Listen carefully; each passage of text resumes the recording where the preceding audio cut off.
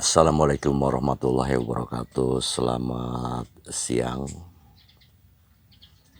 Kembali bersama Brebes Porang Kusnul Raja di 27 meter di atas permukaan laut, yaitu hari ini hari Jumat Kliwon ya. Tanggal 5 November 2021. Oke. Saat ini pukul 12.40, yaitu lepas dari 40 menit lepas dari pukul 12 ya, yaitu ini pasca Jumatan ya. Oke, kita ngupi-ngupi dulu sebelum aktivitas kembali. Oke, untuk hari ini kita masih juga dalam sesi penanaman ya, penanaman lanjutan, soalnya yang ini sudah pada tumbuh ya, sudah pada tumbuh, dan itu juga pada tumbuh rata kesini juga sudah pada tumbuh, sono semua tumbuh ya. Ya itu. Kenapa masih menanam ya, karena kita bertahap juga ya. Ini umbi-umbinya. Akan tetapi seperti biasa saat ini kita sambil ngupi ya. Kita akan sedikit membagikan pengetahuan ya, mungkin bermanfaat buat para sederek Sami. Oke. Untuk hari ini kita mungkin di video ini akan banyak item ya, mungkin 1, 2, 3 item yang kita bicarakan, mungkin videonya agak panjang. Maka untuk itu para sahabat petani porang, kalau mau tahu apa yang saya bicarakan ataupun paparkan, tontonlah sampai selesai. Oke. Oke, dan untuk item pertama yaitu kita akan membicarakan bibit bonus ya, bibit bonus dari lahan kita. Oke. Kenapa kita bilang bibit bonus ya? Bonus dari lahan. Ini seperti ini contohnya, bibit bonus ya. Ini adalah merupakan satu bibit bonus. Banyak juga ya. Ini sudah saya tanam banyak ya. Cuman ini tinggal sisanya segini. Ini bagus-bagus ya, kecil tapi bagus. Ini adalah ya kecil-kecil juga F1 ya, karena memang ini dari katak kecil ya. Kenapa saya bilang bibit bonus? Yaitu mari kita lihat di lapangan ya. Nanti kalau para sederek juga sudah menanam, mungkin sederek juga akan mengalami hal seperti ini. Oke. Ya, ini kita lihat percontohannya. Oke. Semacam ini adalah tunas pertama dan ini tunas kedua, dan mungkin setelah ini adalah akan timbul tunas ketiga, tunas keempat. Oke. Dan pada tunas pertama ini adalah juga sudah timbul katak ya. Nih lihat tuh, timbul katak ya, ini katak. Nah, untuk katak tunas pertama kadang-kadang kecil ya. Nah, paling tidak yang kecil tuh yang ini nanti kecil, yang di sini juga kecil, karena ini adalah katak jumbo. Kalau katak jumbo berarti nanti besar ya. Untuk tunas keduanya, tunas kedua, ketiga besar. Nah, untuk yang pertama ini nanti ada katak-katak kecil semacam ini di sini, nanti juga di sini ada.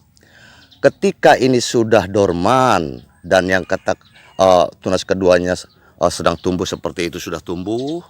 Nah, kemudian menua, yang ininya berarti semakin menua dan dorman, otomatis katak yang kecil ini tidak terambil ya.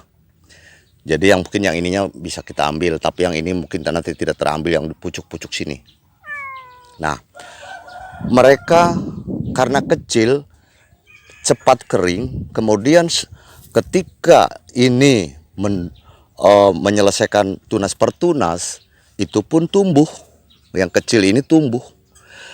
Nanti para sedulur semuanya itu nanti ketika menanam seperti ini nanti akan tahu, ketika kita menyayangi gulma, tiba-tiba ada katak kecil atau tumbuhan kecil tumbuh ya, porang kecil seperti contoh ini nih.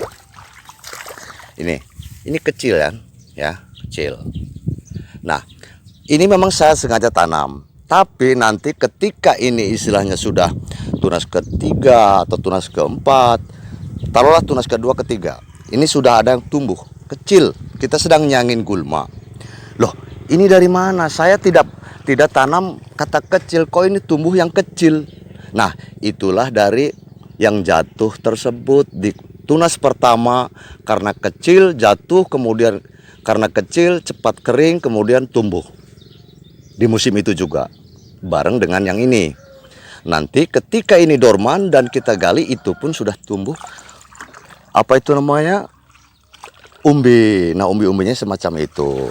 Jadi kenapa dibilang bonus ya, karena kita tidak tanam. Kita tidak tanam, akan tetapi ketika pohon yang itunya juga dorman, menyelesaikan tunas sampai tunas keempat misalnya, yang itu juga sudah ada umbinya seperti ini. Seperti ini, ada yang gede, agak gedean gitu kan. Nah, itulah kenapa saya bilang adalah bibit bonus.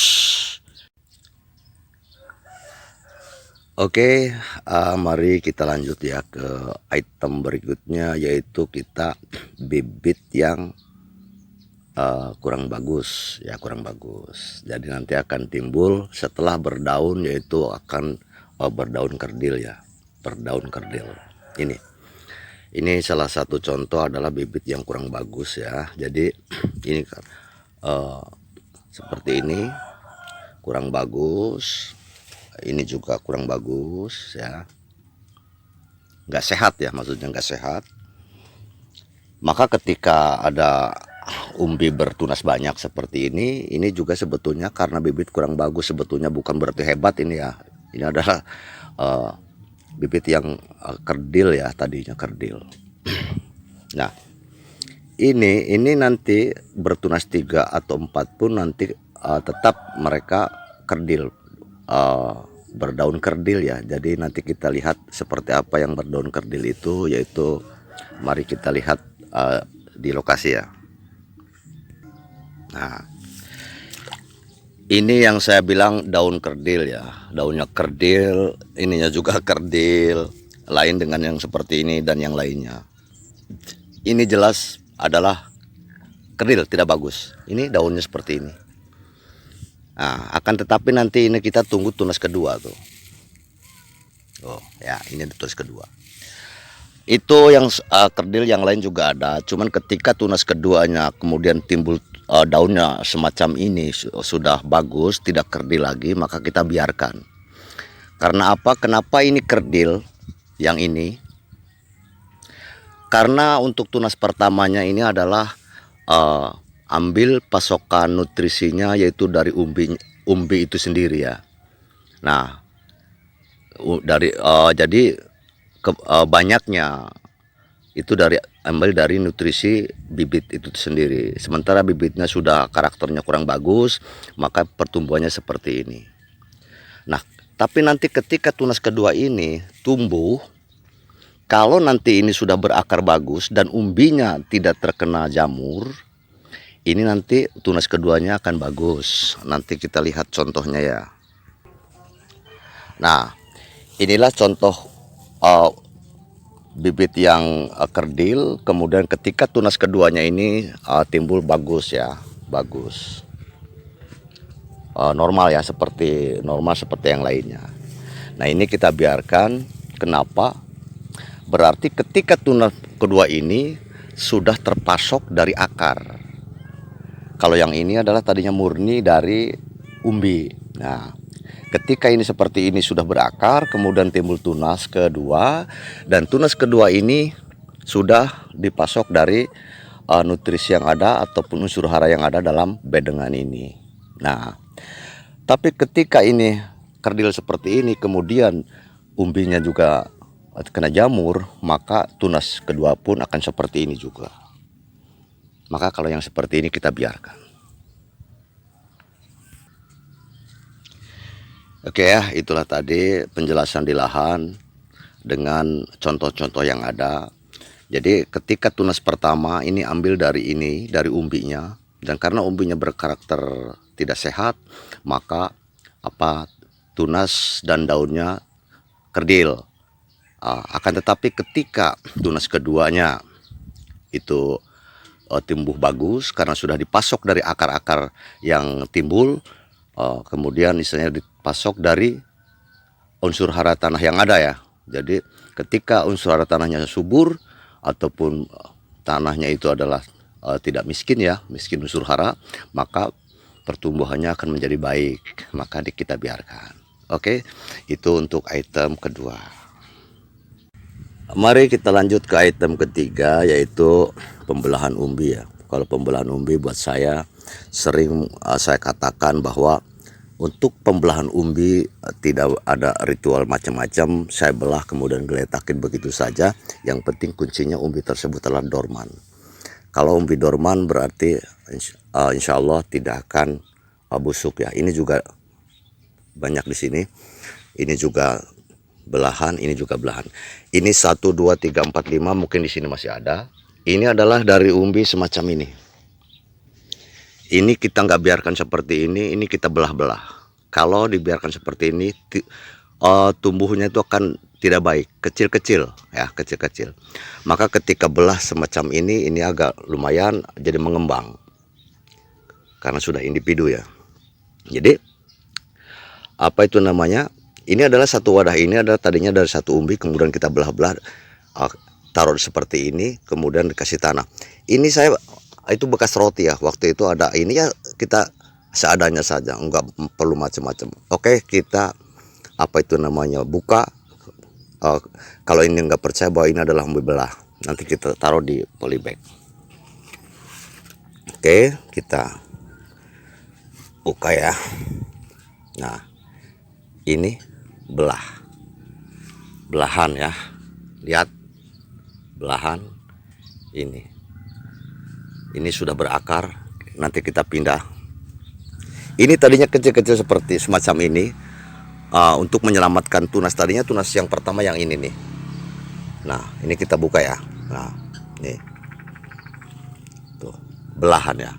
Nah, ini tunas yang kecilnya lagi tuh, yang ini, yang kecil ini. Ini kalau tidak dibelah itu kecil terus seperti itu ya. Ini adalah satu wadah, ini adalah dari satu umbi. Dari satu umbi tadinya semacam ini, kita belah-belah ya, kita belah-belah dan langsung dimasukkan ke sini tanpa harus ada campur itu dan ini. Tuh, itu kelihatan umbi-umbi, tunas-tunas kecil ini, tunas-tunas kecil ini ya. Karena ini tadinya seperti semacam ini. Saya kalau bikin video itu enggak setting-setting ya, pokoknya seadanya. Nih. Loh. Itu dari bawah kan, dari akar. Ini satu umbi tadinya ke sini. Dibelah menjadi banyak.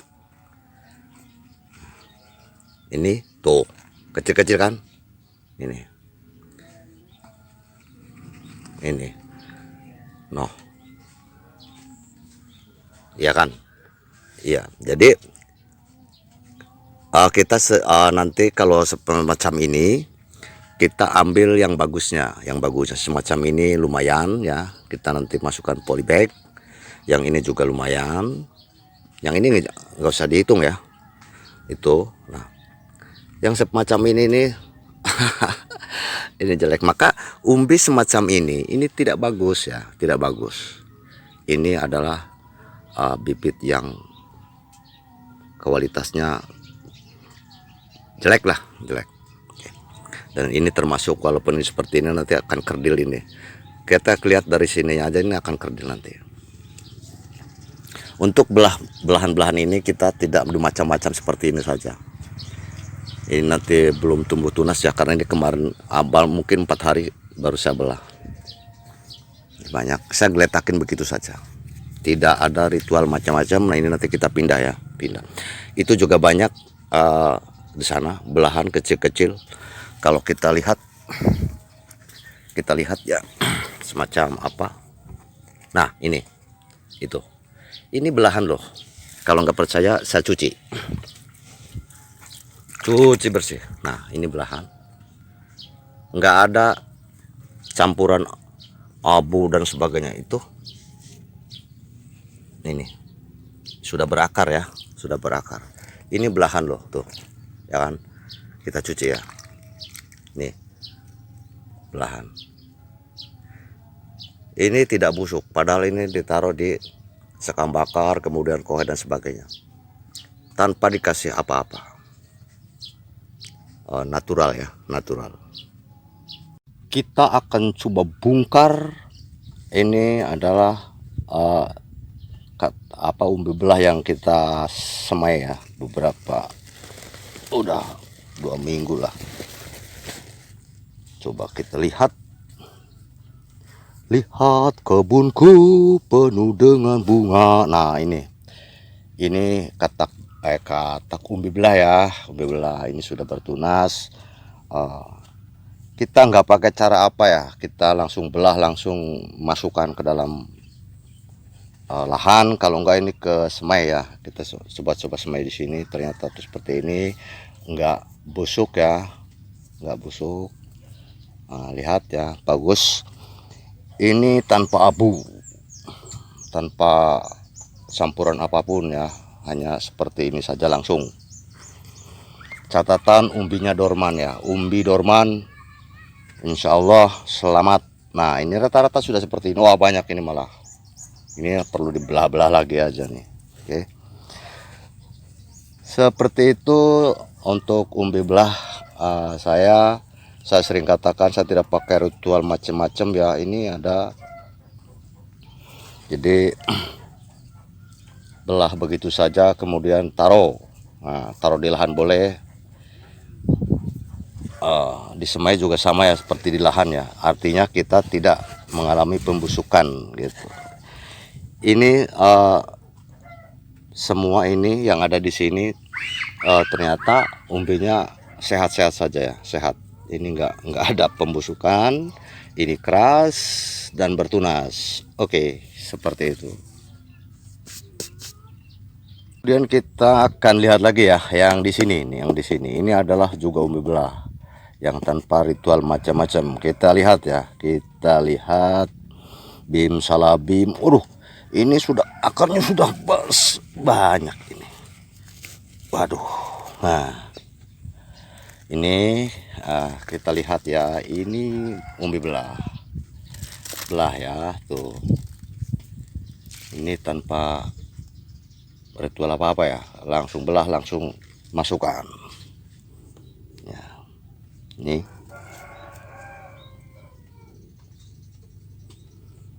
yang ini ya, ini bulatan kita masukkan juga. Yang ini umbi belah ya, belah juga ya, belah juga. Jadi alhamdulillah dengan emporang itu sangat mudah ya, sangat mudah. Sebetulnya tidak perlu neko-neko, yaitu yang penting kuncinya yaitu sering saya katakan umbinya dorman ya, bibitnya dorman ya. Ini yang sudah kayak gini. Oh ini katak ya, ini katak 1,5 on. Ini sudah seperti ini. Ini kita akan tanam, oke. Dan ini juga ini umbi, langsung kita nanti bawa ke lahan dan kita tanam. Ini katak sudah juga tumbuh katak ya. Kita pindah ya, semua akan kita pindah. Dan cuman kita membuktikan bahwa memang porang itu mudah ya, yaitu dibelah saja sudah langsung pada tumbuh dan tidak memerlukan macam-macam ya. Jadi belah, tanam juga nggak apa-apa, belah disimpan juga nggak apa-apa. Tapi yang paling bagus untuk pembelahan yaitu 2 bulan atau 1,5 bulan sebelum tanam. Jadi nanti ketika ditanam sudah tumbuh tunas bareng rata-rata ya, mayoritas. Oke, seperti itu saja. Oke, untuk petani porang semuanya seperti itu aja penjelasan dari saya. Ada mungkin tadi 3 item yang saya jelaskan ya. Jadi mudah-mudahan berfaedah buat kita semua para petani porang. Itu kita contohkan itu porang-porang kecil yang tidak kelihatan tidak bagus ya, kemudian kita belah dan kita semai seperti itu tanpa macam-macam. Jadi ketika jenengan mau macam-macam juga silahkan, tapi kalau untuk saya di sini tanpa apa-apa ya, jadi belah langsung tanam atau belah langsung geletakin. Yang paling bagus pembelahan umbi itu yaitu 2 bulan sebelum masa tanam ya. Jadi ketika nanti ditanam, yang dibelah itu sudah pada bertunas. Akan tetapi ketika kita waktunya mendesak, kita baru dapat bibit, kemudian kita perlu belah saja langsung tanam nggak apa-apa. Akan tetapi untuk penunasan jangan kaget nanti ketika 1,5 bulan atau 2 bulan baru muncul, karena yang tanpa tunas itu bereaksi tunas dulu ya gitu. Kecuali yang sudah ada tunasnya kemudian disisain, itu akan tumbuh duluan. Dan ketika kita belah langsung di tengah, kita pecah langsung di tengah kayak irisan semangka, itu nanti akan timbul bareng. Makanya dari itu ketika kita pecah 2 bulan sebelum istilahnya masa tanam, maka dimungkinkan belahan-belahan tersebut sudah rata-rata bertunas. Jadi maka nanti timbul ketika ditanam tunasnya tidak akan jauh berbeda ya, selisih waktunya maksudnya. Oke, seperti itu saja. Mudah-mudahan berguna buat sahabat semuanya. Semoga sukses petani porang Nusantara. Assalamualaikum warahmatullahi wabarakatuh.